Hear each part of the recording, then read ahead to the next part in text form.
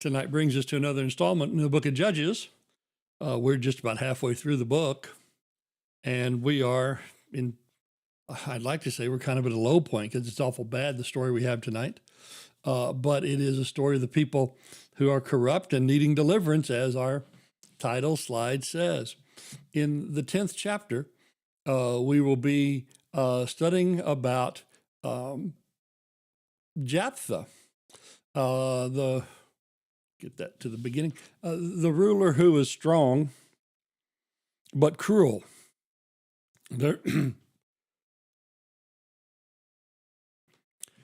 There's a proverb that says that sin is a reproach to any people. Righteousness exalts a nation, but sin is a reproach to any people. And boy, it is reproachful tonight. And so tonight's study in the 10th through the 12th chapters of the book of Judges will concentrate on the judge Jephthah. We have a little bit of business before that, though, as we have in chapter 10 beginning with just the people over and over falling into sin and needing deliverers to be sent. So we have a couple of the judges who we don't normally recall, and unless we make it a special point to remember all the judges and memorize them, then we probably don't come across these names hardly ever, and they flash by in a heartbeat in a like a yearly reading program or something like that. So we just don't know that much about them, as there's not much revealed, and they don't add much to the story, except that they're part of the record of the people of God. Verse 1 in chapter 10, we have Tola. Again, not a name that we commonly run across. I don't think I've ever met a Tola in my life. Nobody in my circle of acquaintances has ever had a parent who thought, I should name my kid after this guy. So verse 1, now after Abimelech died, Tola, the son of Puah, the son of Dodo, a man of Issachar, arose to save Israel. And he lived in Shamir in the hill country of Ephraim. He judged Israel for 23 years. Then he died and was buried in Shamir. Okay, that's it. That's all we got. I don't even know how to comment on that because we have nothing of his life, his exploits, what the people there in that area need to be saved from. But he was up in the northern half of the middle of the country. And then came a fella that is often described as princely, partly because of how his family lived and how much of them he had. Jair, another name I've never run across in any of my acquaintances, that somebody said, hey, I need to name my child after this. So if you're looking for naming suggestions, maybe tonight will help you out. But in any case, we have Jair the Gileadite after him. He arose and judged Israel 22 years.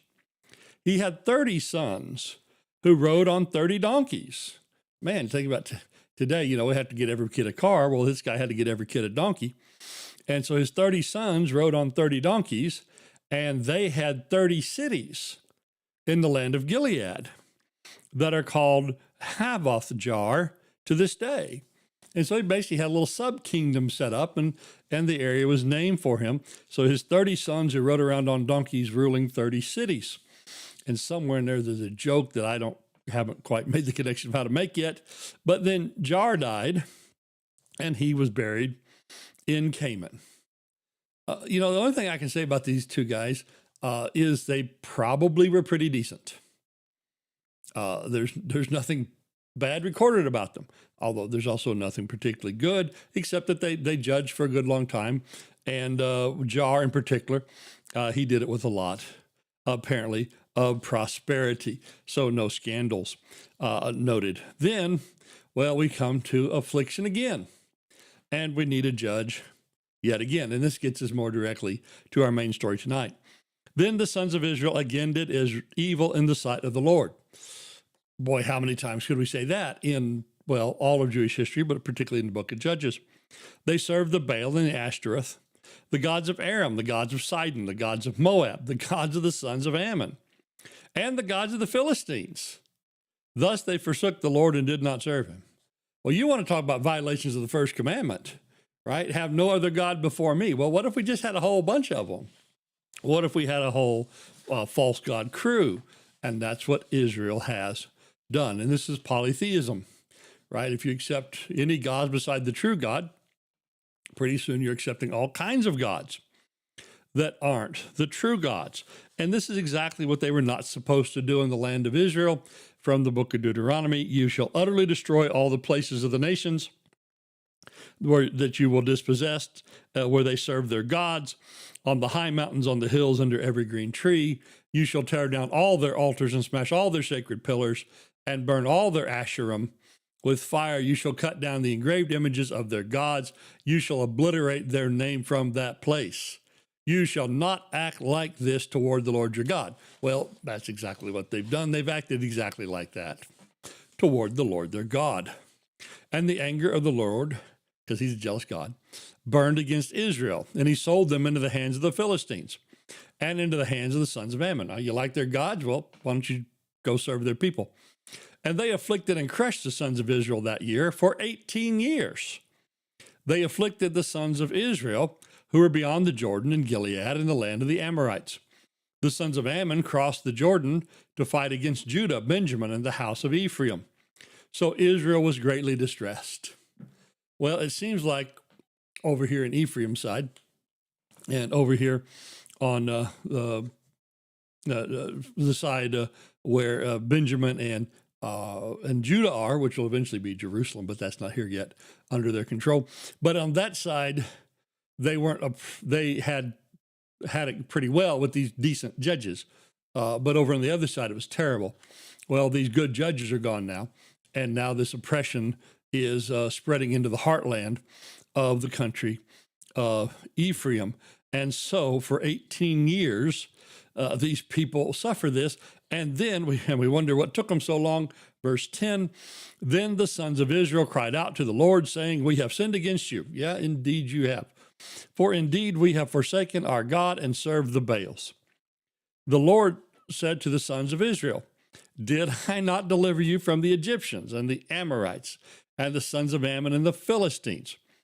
Also when the Sidonians, the Amalekites and Maonites oppressed you, you cried to me, and I delivered you from their hand. Yet you have forsaken me and served other gods. Therefore, I will no longer deliver you. All right. Ask your new gods. You like them so much. You worship them so much. Ask those jokers to help. Go and cry out to the gods which you have chosen. Let them deliver you in the time of your distress. And the sons of Israel said to the Lord, we have sinned. Do whatever seems good to you. Only please deliver us this day. Well, that's about as good an answer as you can give to that. All right, we deserve it, and we have sinned. We deserve it, we have sinned.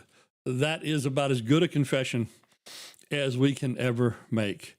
So they put away their foreign gods. So repentance, a change toward God, was affected with this. And they put their foreign gods from among them, and they served the Lord, and he could bear the misery of Israel no longer. And so they became a more faithful people. And God oppressed them, and God sent that affliction in his anger. But his anger was slaked in their repentance and in their confession. And so he relented concerning them. And what happens whenever anybody asks for mercy, truly asks for mercy from Jehovah, the true God of heaven, or you go through the Gospels, what happened every single time somebody comes and says, Jesus, son of David, have mercy on us. All right? So when people cry to God for mercy for his name's sake, admitting their sin, how does it always go? And so verse 17, the sons of Ammon were summoned, and they camped at Gilead, and the sons of Israel gathered together, and they camped at Mizpah. And so the two great sides now are called together, and God's anger has turned. And so Ammon just doesn't know it yet, and Israel needs to depend on God a little longer. But it says then, verse 18, the people, the leaders of Gilead, said to one another, who is the man who will begin to fight against the sons of Ammon? he should become the head over all the inhabitants of Gilead. And so if somebody will lead us to victory, we'll let them be the leader when this is done. And so now we're going to have, after a little bit, we're going to have a strong man step forward. And that's going to be Jephthah. And, you know, he is strong. He's a very strong man in so many ways. But do you ever want to be under the leadership of a fellow who's known as a strong man? Right? There's a reason we chose those words. He's a strong man in just about every way we think about strong men as leaders being. So, verse 1 of chapter 11. Now, Jephthah the Gileadite was a valiant warrior, but he was the son of a harlot. And Gilead was the father of Jephthah. Gilead's wife bore him sons, and when his wife's sons grew up, they drove Jephthah out and said to him, "You shall not have an inheritance in our father's house, for you are the son of another woman." Okay. When does it ever work out, except in fantasy, that having multiple women, it becomes a blessing? That having all of these wives, or wives and mistresses, or wives and women on the side, when does it ever work out that that's a good thing? And even in this case, it seemed like maybe it lasted, with some kind of peacefulness while this fellow Gilead was alive, but not so after his death. His sons drove out his illegitimate son. And so Jephthah fled from his brothers. If we didn't have the word Jephthah at the beginning of that sentence, and we were just playing pick the verse, right? Somebody reads you a verse or a fragment of a verse from the Bible where it says, we said, so-and-so fled from his brothers. How many different plausible answers could we come up to say, that's where that story is, and that's what that verse is? It's the story of this set of brothers in Israel. It would be several, right? But here it is Jephthah who has to flee from his brothers and lived in the land of Tob. And worthless fellows gathered themselves about Jephthah, and they went out with him. So here's a tough guy. He's a leader of tough guys and guys without a lot of scruples and without a lot of morals. And so the land of Tob, Gilead's a whole other side of the Jordan. And when Manasseh and Reuben and Gad were over there, and Tob is over on the very edge of that in the desert country, where it goes from, habitable, profitable land to just absolute desert. It's kind of that transition zone where Tob was. So out there on the borderlands, out there in the Badlands, well, it sounds like a Western, doesn't it? But out there in the Badlands, out there in the borderlands, there's a guy and his posse, and they're strong fellas, and they know how to get some things of fighting done. And so verse 4, it came about after a while that the sons of Ammon fought against Israel. And when the sons of Ammon fought against Israel, the elders of Gilead went to go get Jephthah from the land of Tob. We need a tough guy. Anybody know a tough guy? Yeah, I know a tough guy. He's out in Tob. All right, go get him. Let him be the new sheriff. The new leader. And so it came about that they brought him in. Verse 6, they said to Jephthah, "Come and be our chief, that we may fight against the sons of Ammon." And Jephthah said to the elders of Gilead, "Do you hate me and drive me from my father's house? So why have you come to me now when you're in trouble?" Or as Toby Keith said, "How do you like me now?" And so, what do you mean now that you're in a problem, you need me? So he said to the elders of Gilead, verse 9, "If you take me back to fight against the sons of Ammon, and the Lord give them unto me, will I become your head?" And the elders of Gilead said to Jephthah, "The Lord is witness between us. Surely we'll do as you said." So they'd been asking for a leader and promised him leadership. And they said, "Yeah, we'll even let you have it if you help us out," and are successful. And Jephthah went with the elders of Gilead, and the people made him head and chief over them. And Jephthah spoke all his words before the Lord at Mizpah. All right, so we got the strong man coming, and now we're going to get to the fight with Ammon, and we're going to find out about an old grudge that Ammon brings up. Now Jephthah sent messengers to the king of the sons of Ammon, and said, "What is it between you and me that you have come to fight me against my land? So what are y'all guys doing here? This is our land, not yours." And the kings of the sons of Ammon said to the messengers of Jephthah, "Because Israel took away my land when they came out of Egypt." Well, that was only 300 years ago. And from Arnon as far back as Jabbok in the Jordan, therefore return them peaceably now. So you guys are weak and we're strong, and we've got an old grievance. So just hand over the land. And Jephthah sent messengers again to the king of Ammon, and they said to him, "Thus says Jephthah, Israel did not take away the land of Moab, nor the land of the sons of Ammon. For when they came up from Egypt, Israel went through the wilderness to the Red Sea, and from Kadesh, and Israel sent messengers to the king of Edom and said, 'Please let us pass through your land.' But the king of Edom would not listen.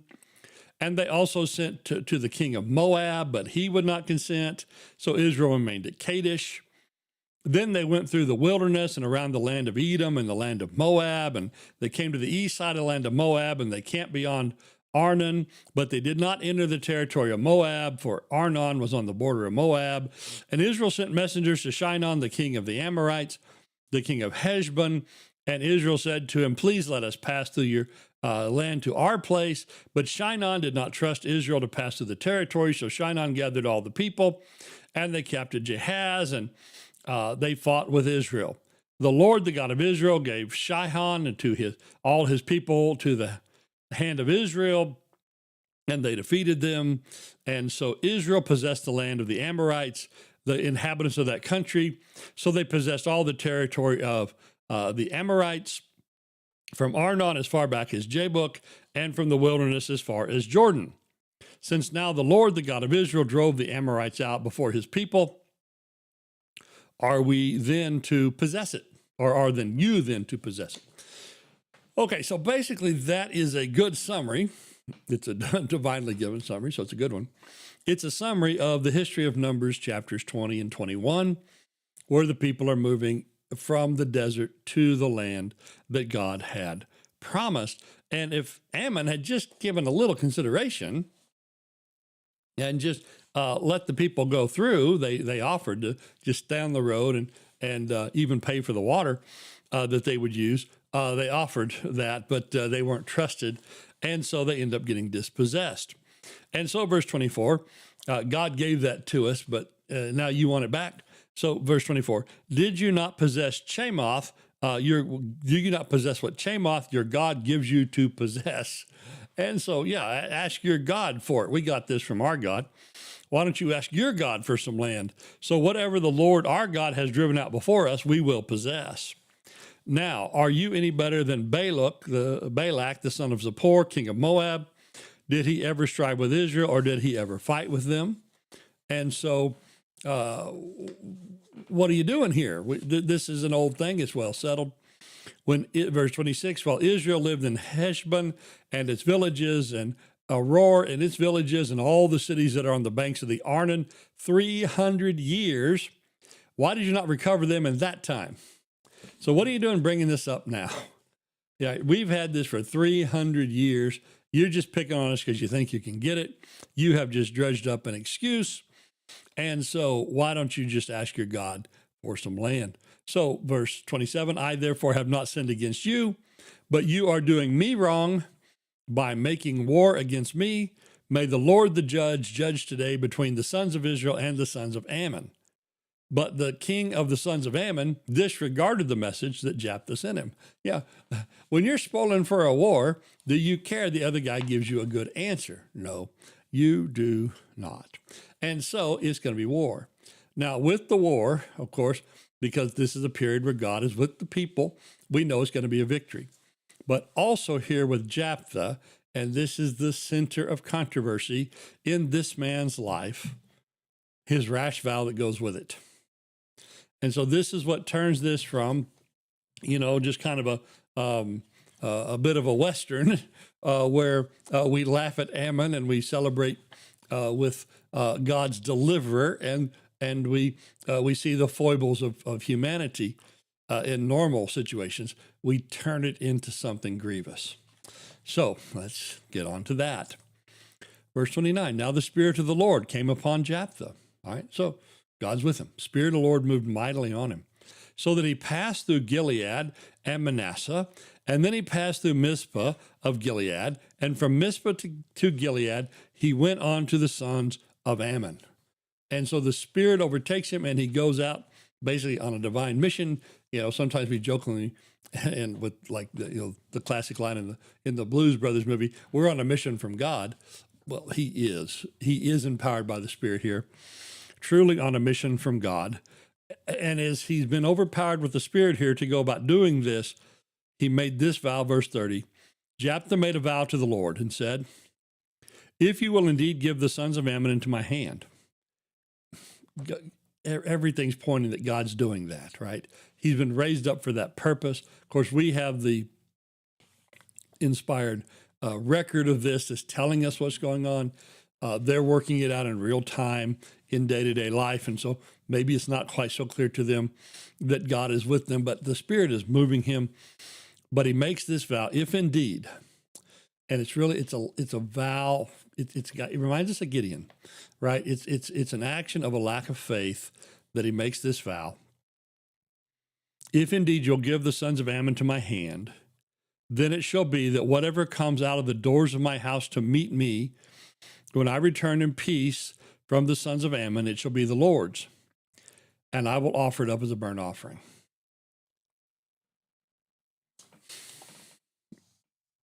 Just from the start here, several things.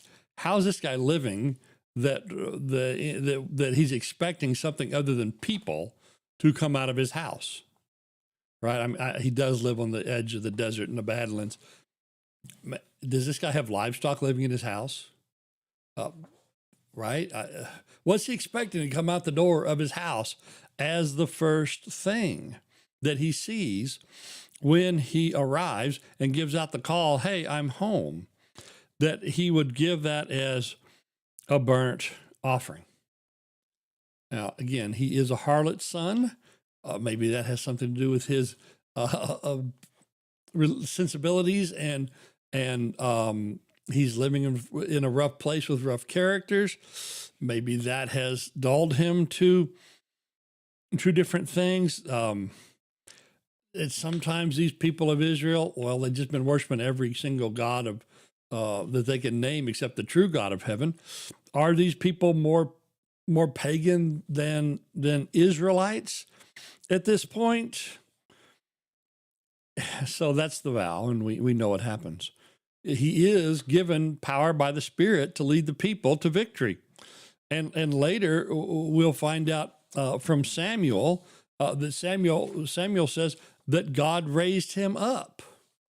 And so he is an approved judge of God. All right, let's move on. Verse 32, so Jephthah crossed over to the sons of Ammon to fight against them, and the Lord gave them into his hand. He struck them with a very great slaughter, from Aror to the entrance of Minnith, 20 cities, as far as Abel Kiramim. So the sons of Ammon were subdued before the sons of Israel. They routed them from place to place and over and over. And Jephthah came back to his house at Mizpah. And behold, his daughter was coming out to meet him with a tambourine and dancing. Now she was his one and only child. Besides her, he had no other son or daughter. Oh, we can just picture this young woman coming out with tambourine and dancing like they would do at Shiloh. She's celebrating the victory that God has given her. Her father, of course, we also note this description of her, his one and only child. That almost sounds like a foreshadow of the Messiah, right? The one who was given for us. And so when he saw her, he tore his clothes and said, alas, my daughter, you have brought me very low, and you are among those who trouble me. You trouble me. No, Dad, you're the one that's causing trouble. For I have given my word to the Lord, and I cannot take it back.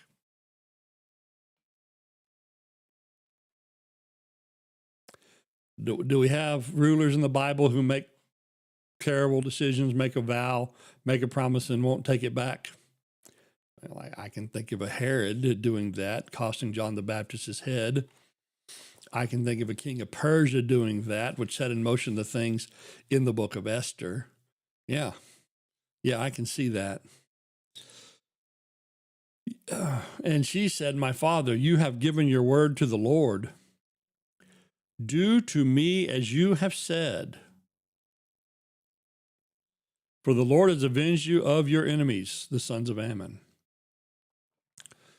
Well, just the face value reading of his words and hers, I've given my word to the Lord, and I can't take it back. And her words, do to me as you've said, can only, I think, cause us to think that he actually did the thing he said. And she said, do it. And that just seems so abhorrent to us that we have to think, also, I mean, it must have been another way. It must be something else. We have to find some way to think that he didn't do that. In verse 37 gives those who believe that, and I have over the years thought, well, certainly he did, or certainly he didn't, and now I'm kind of certain that he did, but it's a kind of. If you want to find a place where it's something else than that, verse 37 gives you some room for that. Let this thing be done for me. Let me alone 2 months, that I may go to the mountains and weep for my virginity, I and my companions. And so there's some that, because she says she's crying for her virginity, and wasn't it the great hope of all the women of Israel to have children, right? We think about Sarah and Rachel and Leah and Hannah and Elizabeth in the New Testament. They so diligently desired children. And now she, the only child of Jephthah, is not going to have children. Is it because she's going to basically like go live at the tabernacle and be a person now dedicated to God, and that be the sacrifice? Like Hannah dedicated her son to the Lord and brought her boy to the temple. Is that all that this is, or is this that the line is cut off because she won't be living very much longer?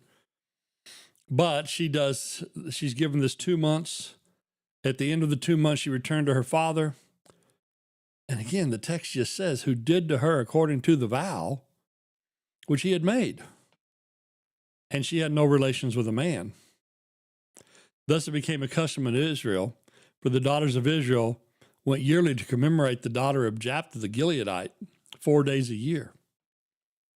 But what makes this so horrible to think about, that the 3-time statement of the vow was done, knowing what the vow was, is that the law was so against human sacrifice, right? Deuteronomy 12, you shall not behave this way to the Lord your God. For every abominable act which the Lord hates, they have done for their gods. They even burn their sons and daughters in the fire to their gods. And Deuteronomy 18, thus shall not be found among you anyone who makes a son or daughter pass through the fire. So we have the law clearly against that. But we have 3 times him saying, I have to keep my vow, her saying, keep your vow, and the text saying he kept his vow. But then there's the mention not of death, but of virginity twice. And then we have the yearly commemoration for 4 days of this girl by the other maidens of Israel. And would her going to live at the tabernacle and not have children, would that be worth an annual commemoration of 4 days as a new custom? It's just, even thinking about it, just, yeah. So this is a strong man. He's a strong man, but he's not very kind. And he says, I've given my word. I got to keep it. And what do you do if you make a vow like that? You know, we do have the instruction in Psalm 15 about the man of integrity who works in righteousness. But one of the things about that, it says, is that God honors those who fear the Lord, and then describes it in this way, Psalm 15:4. He swears to his own hurt and does not change. And so if you make a commitment to do a thing, and it turns out that that thing ends up not being to your advantage, you got into a thing that you said you do, but it cost you so much more than you thought when it started, right? It's sort of one of those things where somebody says, you know, I'm not doing this because it's easy. I'm doing this because I thought it'd be easy, right? Or, you know, I'm not doing this because it's costing me money. I'm doing this because I didn't think it would cost me money. But there is a blessing to the man who keeps his word, even when it's to his advantage to no longer keep his word. But in that case, he's vowing to his own hurt, not to somebody else's. So when would you break a vow? When would you break a promise? That's a serious thing, to break a vow, to break a promise. But if it ends up hurting other people, that might be a time to consider it, right? If it just hurts you, well, fella, you're the one who made the vow. You're the one that made the promise. Keep your word. But what if the word you made, the vow you made, the promise you made hurts other people? Again, so don't make rash vows. All right, well, we got that. Did we settle that? Did we settle that? I don't know that we did. It's unsettling. I think we unsettled that. At least it unsettles me. All right, well, now we get his ruler, him as ruler. Verse 1 of chapter 12. Then the men of Ephraim were summoned, and they crossed to Zaphon and said to Jephthah, why did you not cross over to fight against the sons of Ammon without calling us? Hey, we wanted in on that victory. You guys took 20 cities. We would have liked to take one or two too. Everybody wants to be on the winning side. Why didn't you let us get in on this? And so we think about Gideon ran into a thing like this. And Gideon gave a soft answer. And what do we know from the Proverbs? Soft answer turns away wrath. What do we know about Jephthah? Is he a soft answer guy? Why did you cross over to fight the sons of Ammon without calling us? We will burn your house down on you. Well, I think this guy's already willing to make a burnt offering of his daughter. I don't think he cares what these guys are going to do. And so he's going to say, let him try. Jephthah says to him, I and my people were in great strife with the sons of Ammon. And when I called you, you did not deliver me from their hand. Hey, guys, I called and you didn't come. That's why you weren't here. You didn't come. When I saw you would not deliver me, I took my life in my hands and I crossed over against the sons of Ammon, and the Lord gave them into my hand. Why then have you come up to me this day to fight with me? All right, God gave me victory, not you. You want to fight? He's going to fight. So Jephthah, verse 4, gathered all the men of Gilead and fought against Ephraim. Okay, yeah, we're in the book of Judges, I know. Last week we mentioned that it didn't take foreigners to oppress Israel. They got pretty decent at oppressing themselves. And now we've had all these enemies running all over Israel, fighting against the people of Israel and oppressing them. Well, we no longer have to outsource that to foreigners either. If we need a war here, we can just do that ourselves too. And so the men of Gilead, the other side of Jordan, crossed and they fight the men of Ephraim. And the men of Gilead defeated Ephraim because they said, you are fugitives of Ephraim, O Gileadites, in the midst of Ephraim and in the midst of Manasseh. So you guys over the other side, you guys are just outlaws. You guys are no account. You guys are worthless. So then the worthless guys went and kicked their tail. And so the Gileadites captured the fords of the Jordan opposite Ephraim. And it happened when any of the fugitives of Ephraim said, let me cross over, the men of Gilead would say to him, are you an Ephraimite? And if he said no, they would say, then they would say to him, now say Shibboleth. But if they said Sibboleth, for they could not pronounce it correctly, well, then they seized him and slew him at the fords of the Jordan. Thus there were fell at that time 42,000 of Ephraim. I don't even think the Ammonites thought they'd kill that many people. But the men of Gilead captured the routed and running home men of Ephraim, and they killed them as they tried to cross the river back home based on the pronunciation of some local words. And oh my. Now I realize those of us in Kansas, we might like to, smack upside the head all those people from Arkansas who mispronounce our river around here, right? And they refuse to say Arkansas. But can you imagine if we killed 42,000 of them because we're in a fight with them over things? Oh, so Israel now fights Israel. Israel now acts pagan. Israel now acts like the people they possessed. And so we have jealousy and ambition and strife, even in victory. Right? It used to be the victory of Israel from the oppressor led to peace. Now we fight each other after that before we can get to some peace. Verse 7, Jephthah has a short rule. Jephthah judged Israel 6 years. Then Jephthah the Gileadite died and was buried in one of the cities of Gilead. Interesting, they don't even say which one. I don't know if that's kind of a slight or just because it's not important or, not that big a deal. Nobody cared where he was buried. Or maybe that is just saying he was buried in that land where he made his home. I don't know. But he didn't reign long. And his legacy is killing his brethren. And I think probably killing his family. All right, well, we have a little more in this chapter, not much. We have a few more judges. Now, Isban of Bethlehem judged Israel after him. Again, how many wives did these fellers have? He had 30 sons and 30 daughters whom he gave in marriage outside the family. So he's making alliances and setting up dynastic things. He brought in 30 daughters from outside for his sons. And he judged Israel 7 years. Man, what'd they do besides go to weddings? For, 30 arranged, 60 marriages, right? 30 boys getting married and 30 girls getting married off. You got 60 marriages and he only reigned for 7 years. What did he do besides officiate weddings?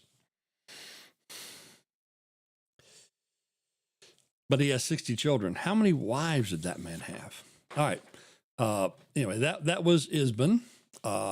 We don't know anything else about him. Then we got Elon.